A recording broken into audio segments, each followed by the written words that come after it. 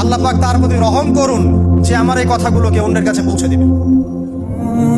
নবীজির ভাষণ। এরপর নবীজি বলছেন, জেনে রাখো নিশ্চয়ই তোমাদের পরস্পরের, মুসলিমদের পরস্পরের সম্পদ, পরস্পরের রক্ত, পরস্পরের এই যে জান মাল ইজ্জত, এগুলো একে অপরের জন্য হারাম।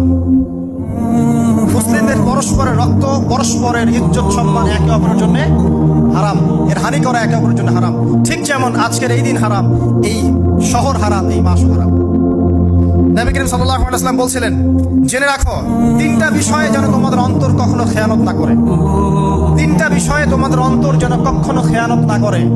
এক, তোমরা যে কাজটাই করবা শুধু আল্লাহ পাকের সন্তুষ্টির জন্য করবে।